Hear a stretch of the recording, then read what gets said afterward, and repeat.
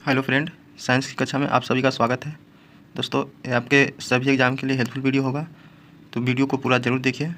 और जो भी दोस्त अगर मेरे चैनल पर नए हैं तो चैनल को सब्सक्राइब कर लें, साथ में बेल आइकन दबा लें। चलिए वीडियो के माध्यम से देखते हैं। और बहुत ही इंटरेस्टिंग क्वेश्चन है।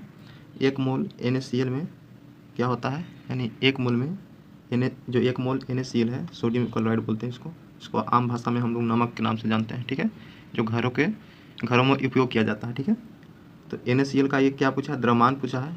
तो पहले निकालिए कि सोडियम का परमाणु संख्या कितना, तो 11, तो इसका द्रव्यमान संख्या कितना होगा, तो 23 हो जाएगा, ठीक है। सोडियम का कितना हो गया, 23। Cl का कितना होता है, तो क्लोरीन का परमाणु संख्या 17 होता है। इसका द्रव्यमान संख्या कितना होता है रियल में, तो 35.5 होता है। कितना होता है, 35.5। अब सभी आपको जोड़िएगा, यानी 23 + 35.5 यानी कितना हो गया, 58.5, ठीक है, ग्राम, ठीक है। उम्मीद करते हैं कि आपको समझ में आया होगा। तो ऑप्शन नंबर क्या हो जाएगा, कट हो जाएगा। तो इस तरह से पढ़िएगा तो आपको समझ में ही आएगा। और साथ में जीके या साइंस कोई भी सब्जेक्ट पढ़िए, उसका लेवल थोड़ा आपको खुद से अंदर से बढ़ने लगेगा, ठीक है। डिस्क्राइब करके पढ़ना बहुत ज़रूरी है, ठीक है।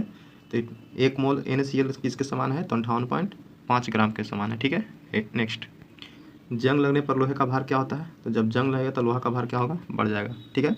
ऐसे ऐसे समझिए, जैसे एक लोहा का टुकड़ा है, ठीक है, और एक लोहा का टुकड़ा है, ठीक है।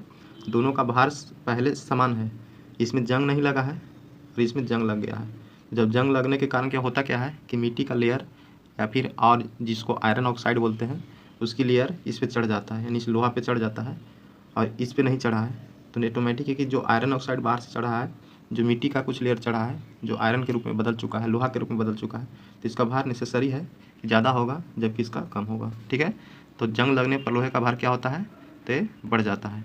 ये 100 बार एग्जाम में हर एक पेपर में पूछता है, तो इससे आपको गड़बड़ा नहीं है और इसको अच्छे से समझना है। एकदम आज से माइंड में सेट कर लीजिए, जितना आप इसमें स्टार लगाना चाहिएगा लगा सकते हैं।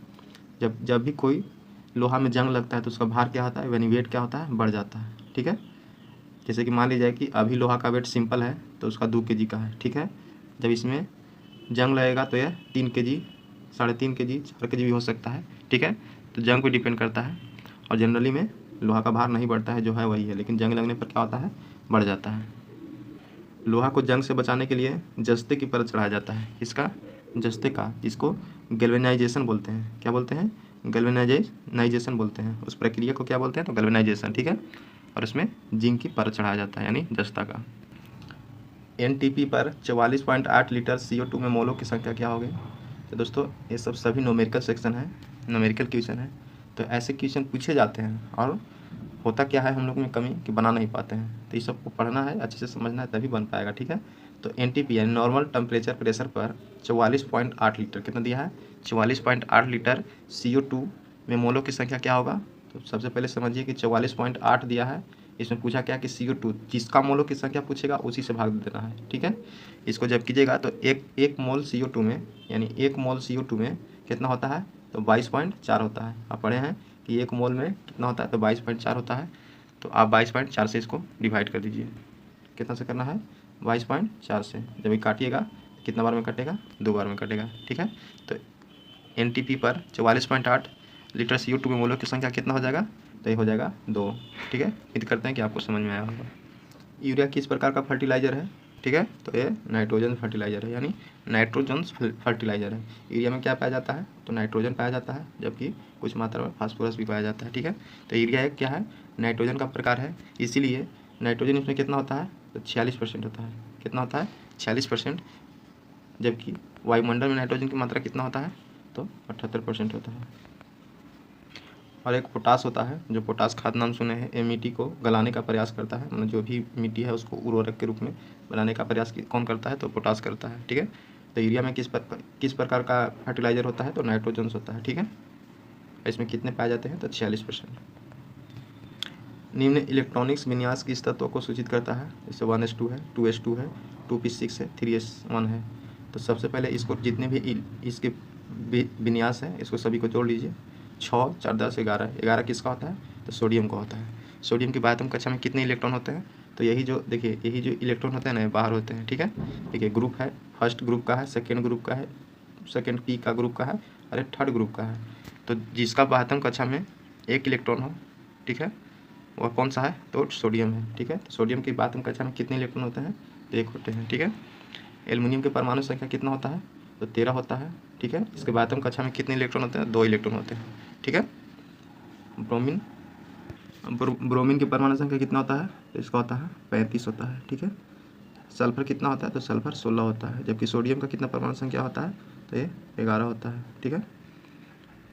सोडियम को किरोसिन तेल में रखा जाता है, इसमें रखा जाता है किरोसिन तेल में, क्योंकि बाहर रहने पर यह वायु के संपर्क में आता है और जल्दी से आग पकड़ लेता है, इसीलिए इसको किरोसिन के तेल में डुबो कर रखा जाता है, ठीक है। पारा का अयस्क कौन से है, तो हो जाएगा कैलोमल। कैलोमल किसका अयस्क है, तो पारा का अयस्क है, ठीक है। ये बुलाने के लिए दिया गया कैलोमाइट, जो कि पारा का अयस्क नहीं है, कैलोमल है, ठीक है। प्रिज्म का कोण 60 है, यानी 60 डिग्री है। प्रिज्म के पदार्थ का अपवर्तनांक √2 है। एक किरण 45 के कोण पर आपतित होती है, निर्गम किरण द्वारा बना कोण क्या होगा, तो 30 डिग्री होगा। कितना होगा, 30 डिग्री, ठीक है। इसमें जो दिया गया है, इसको 45 का ही वैल्यू है √2, जबकि टोटल त्रिभुज में कोणों की संख्या जो ये समकोण वाला होता है 90 है, तो एक 60 दिया गया है। तो जब 90 है, ये 60 है, तो अगला क्या होगा, 30 होगा, ठीक है। एक वस्तु 30 सेंटीमीटर फोकस लंबाई वाले पतले उत्तल लेंस के सामने रखी गई है तथा एक समतल दर्पण लेंस के पीछे 15 सेंटीमीटर की दूरी पर रखा गया है।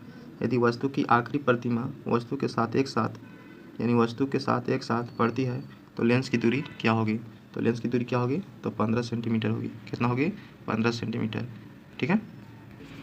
IPCC किसका सूचक है, IPCC किसका सूचक है, तो यह है inter government panel on climate change.